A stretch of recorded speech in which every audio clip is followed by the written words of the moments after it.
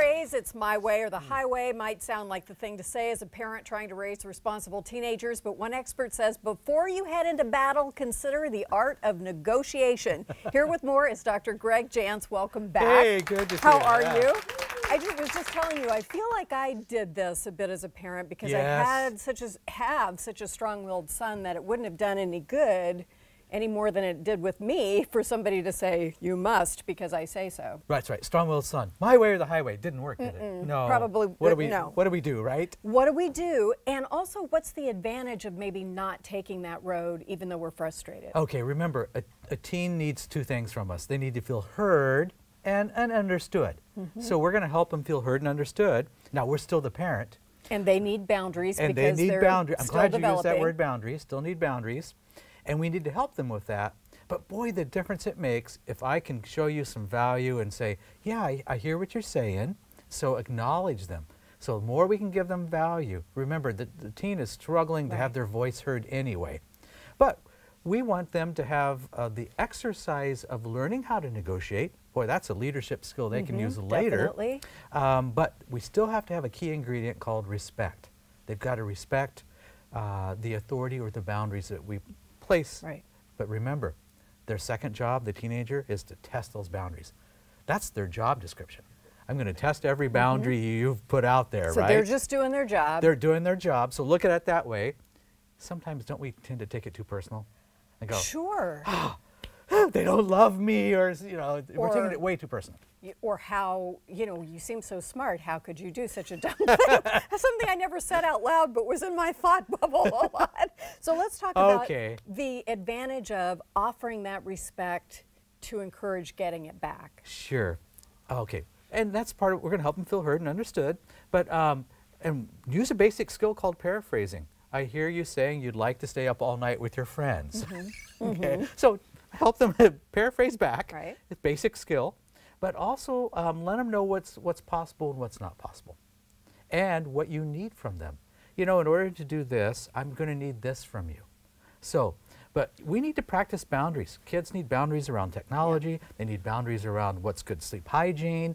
So what are we modeling for our own boundaries to our kids?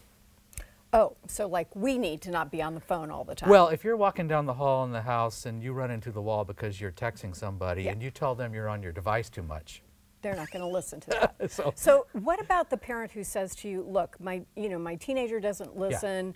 I just need to throw down some hard and fast rules because, if I try to negotiate, they won't respect me. They won't understand where the edges are. What's your argument back? Sure. Well, there is something called rebellion.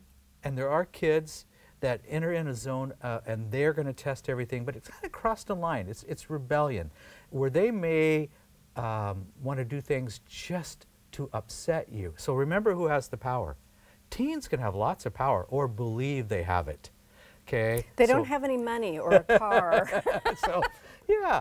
Find your here's currency the thing. and work with it. That's right. They're going to be testing their power, but our job is to empower them. Yeah. So let's talk about the different... I don't mean this is always easy. No, it's not always easy, but I like the idea. So you talk about kids being two different types, the warrior and the pacifist. Yes. What is that? Okay, the warrior, they're always up for the good fight. Yeah. And maybe you used the word strong-willed. Maybe they're the strong-willed kid. Well, that's I say that in the most loving way because I was the same way. I recognized it. Yes. So yeah, so it's not a bad thing, right? No. You can channel it into a good thing in adulthood. That's right. Oh, it doesn't need to be squashed, but you've got to work with it. Yes. Now, the warrior likes to argue. Oh, they love to argue. And one of the lines that we have used, my wife and I have used, and we practice using at times, is the line, I love you too much to argue with you. So here, never take the bait. Does that stun them into silence? Well, it's like, where do you go with that? And it's really true. I love you too much to spend our time arguing. So, yes. So I'm putting a boundary around, I'm not going to sit here and argue. Yeah. Because guess what? If I argue, it escalates, and then neither one of us feels good. So sometimes the boundary is, I'm telling them, I love you too much to argue, and I'm going to go to a different room. I'm going to excuse myself now. Teenagers are hypersensitive to rejection.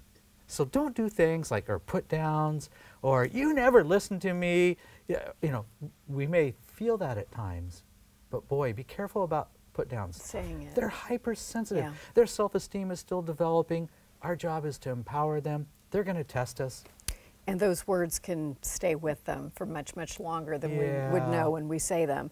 Now, you say there are some rules that are non-negotiable. Sure. Personal safety, family rules, but you have to talk about those things and you have to make them non-negotiable.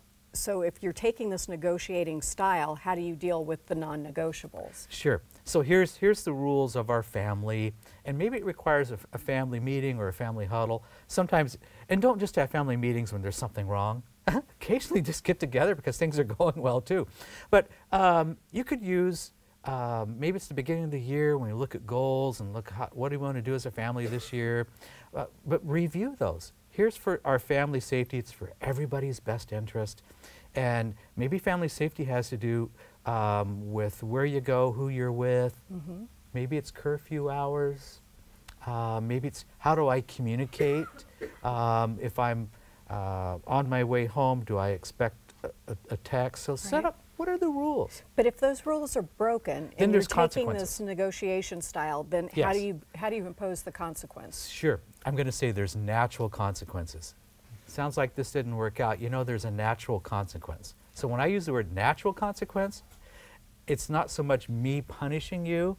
This is just what happens as a result of that. So, and do so. Try to get it out of the personal. So the natural consequences, I'm sorry. It looks like, and I am really sorry about this, but it looks like you're going to lose your phone or your device rest of this week.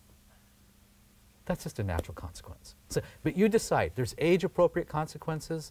Now, as your teen gets older, some of the things you did when they're younger don't work. Mm-hmm. Plus, we want them to establish those guardrails in their own life. Right. So we're helping them do that now.